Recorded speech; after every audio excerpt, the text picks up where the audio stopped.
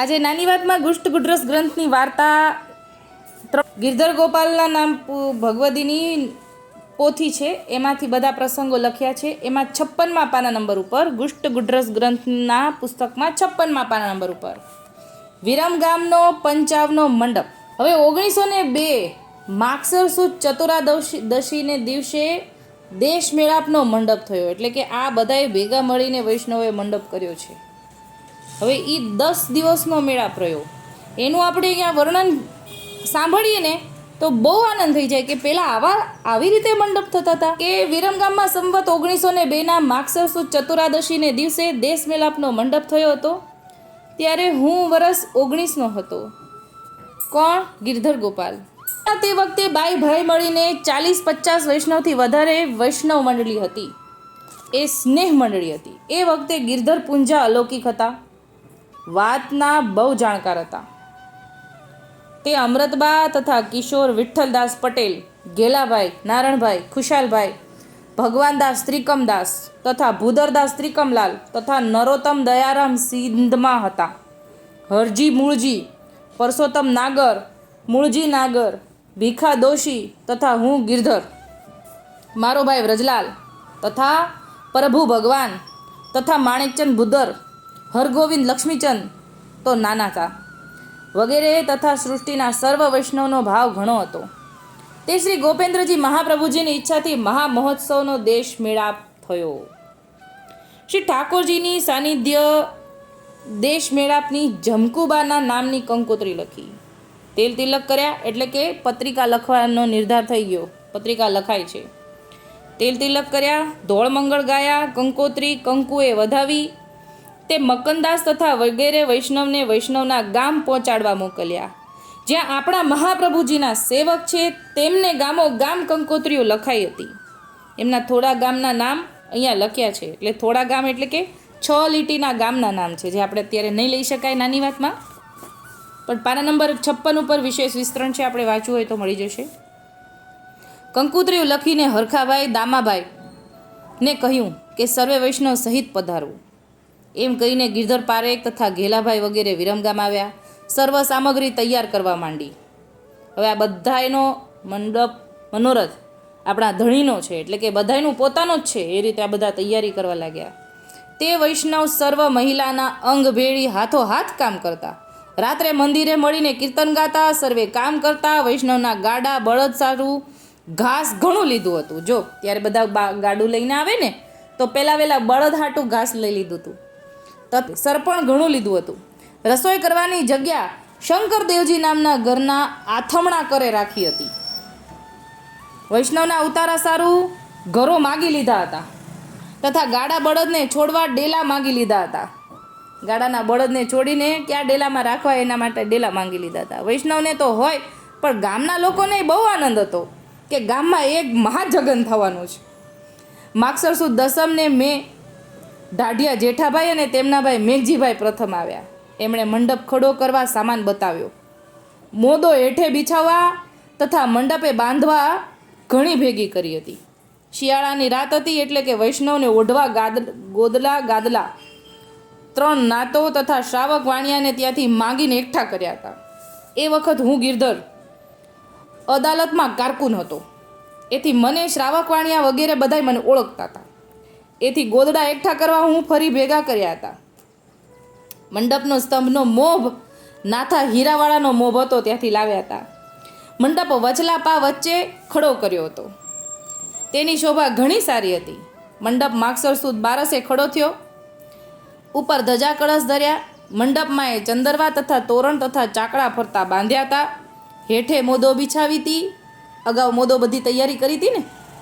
મંડપની શોભાનું હું વર્ણવી શકું એવું નથી. માગસર સુદ 13 દેશાવરથી વૈષ્ણવ આવ્યા. એના સામયું કર્યું વૈષ્ણવનું, એટલે કે વૈષ્ણવનો ઉતારો બીજે હોય અને અહીંયાથી વિરમગામના વૈષ્ણવો એમના સામૈયા કરવા ગયા હતા. એટલે સામૈયાનું સ્થળ બીજું. એ પહેલાં વૈષ્ણવ ત્યાં બારગામના વૈષ્ણવ મંડપ સ્થળે ન પધારે જ્યાં સુધી સામૈયા કરીને એમને પધરાવે નહીં. વિરમગામના વૈષ્ણવો સામૈયું લઈને ગાતા ગાતા વૈષ્ણવોને પધરાવા ગયા. સામૈયાની શોભા ઘણી સારી હતી. સામા ગામના સારા માણસો વાજતે ગાજતે ગયા. ગામના સારા માણસો એટલે કે બધાય માણસો ધજાઓ વૈષ્ણવોને હાથ લીધી હતી. 2 મંડળી સમાજની હતી. ધોળ કીર્તન ગાતા સામા ગયા. હરજી મૂળજી તથા ગિરધર પૂંજા વગેરે ગવૈયા હતા. આવો ને અતિ વડભાગ્યા રે મળી જોવા જઈએ. ઈ ધોળ પ્રથમ ગાયું. સામૈયામાં બાયો ભાઈઓ વૈષ્ણવ હતા. ગિરધર પારેખની ગંગા વહુએ થાળ લીધો તો. એ વખતના સુખની વાત તો લખી શકાય એવી નથી. ઘણા આનંદની વાત હતી. મંસૂરી દરવાજા બહાર વૈષ્ણવોને મળીને તેલ તિલક તથા જેગોપાલ કરીને ગામમાં ગાતા વાતા વૈષ્ણવને પધરાવી લાવ્યા. એમ 2 ફેરો જઈને આવીને પરદેશી વૈષ્ણવને મંડપમાં પધરાવી લાવ્યા. એટલે એક સામૈયું અને બીજું સામૈયું એમ 2 ફેરા થયા હતા. અને સામૈયાનો દિવસ કહેવાય તે દિવસે ભેળા ભાતની રસોઈ થઈ હતી. એ શ્રીજી આપણા મહાપ્રભુજી આરોગ્યાને પછી વૈષ્ણવને પ્રસાદ લેવડાવ્યા. એ રસોઈ કરવાના કામમાં નથ્થુ પરસોત્તમ વગેરે ઉપરી હતા. રસોઈ કરવાની જગ્યાથી વચલાપામાં મંડપ હતો ત્યાં સુધી વાસડાની આડ બાંધી હતી. વૈષ્ણવને ઉતારા કરાવ્યા. પછી રાત્રે મંડપની નીચે વૈષ્ણવો દેશી પરદેશી કીર્તન કર્યા. બીજે દિવસે મતખેલને દિવસે 7 ઘરના વૈષ્ણવને પ્રસાદ લેવડાવ્યા. બપોર વખત મંડપમાં આપણા મહાપ્રભુજીના પાદુકાજી પધરાવ્યા હતા. તેલ તિલક થયા પછી વૈષ્ણવોને પ્રસાદ સાંજ વખતે લેવડાવ્યા. રાત્રે હીંચ કીર્તન થયા. એમ મંડપ રહ્યો ત્યાં સુધી હીંચ કીર્તનના બહુ આનંદ થયા. ગામમાં વૈષ્ણવો તથા લોકો ઘણા જોવા ગયા, દર્શને કરવા ભેગા થયા હતા. પહેલાં તો કંકોત્રીઓ લખીને મહાખેલ કર્યો ને ત્યારે આ વિરમ ગામમાં કેમ બને એવી વિચારવા માંડ્યા અને ના પાડવા લાગ્યા. ગોપાલાલ મહારાજ, ગોપેન્દ્ર મહારાજ અને જમનેશ પ્રભુજીની ઈચ્છાથી વૈષ્ણવને શક્તિ પ્રમાણે બધા રૂપિયા આપવા કબૂલ કરવા લાગ્યા. કેમ કે આ બધાય ભેગા કરતા હતા. ઘેલાભાઈ, નારણદાસ વગેરે કંસારા વૈષ્ણવ સમસ્ત 2 દિવસ રસોઈ આપવા કબૂલ કર્યું કે અમારા તરફથી 2 દિવસની રસોઈ. તેથી મંડપ કરવાનો નિર્ધાર કરીને 1901ના ભાદરવા માસમાં ગિરધર પૂંજા ઘેલાભાઈ મૂળજી નારણદાસને તેડીને મોરબી દામાભાઈને ગોંડલ હરખાભાઈને પછી કંકોત્રીઓ લખવા સીધાવ્યા. એટલે આવી રીતે તૈયારી થઈ હતી.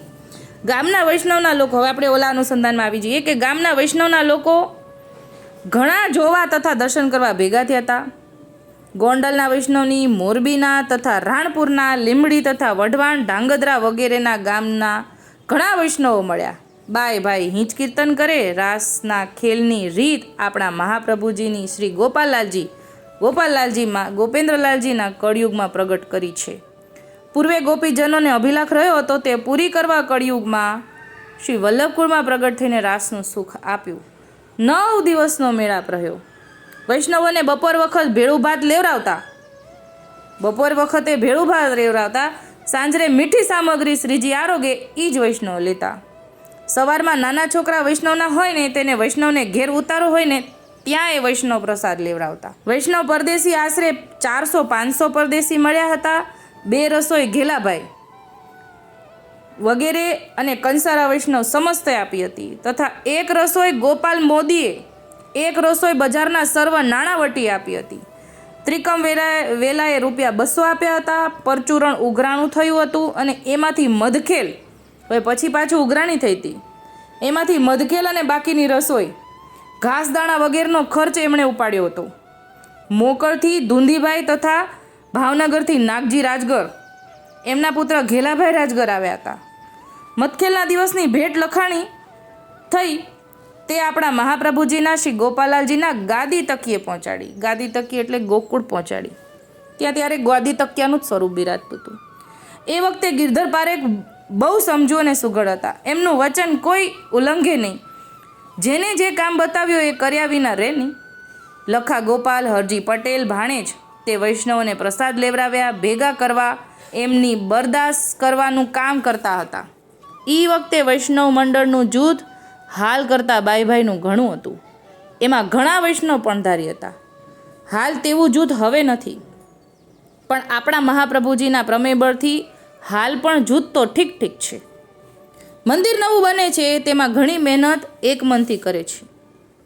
મંડપ થયો ત્યારે અમૃતબા અને કિશોર બાપા તથા નંદુબા તથા ભગવાન ત્રિકમ અને તેમની જૂની વહુ સાંકળી તથા ભૂદાભાઈ પરસોત્તમ નાગર, જો મારવાલા વૈષ્ણવ મનોરથી, અને અહીંયા મંદિરવાળાના નામ ઘણા બધા છે, બહુ બધા છે, આખો ફકરો છે જે આપણે નહીં લઈએ.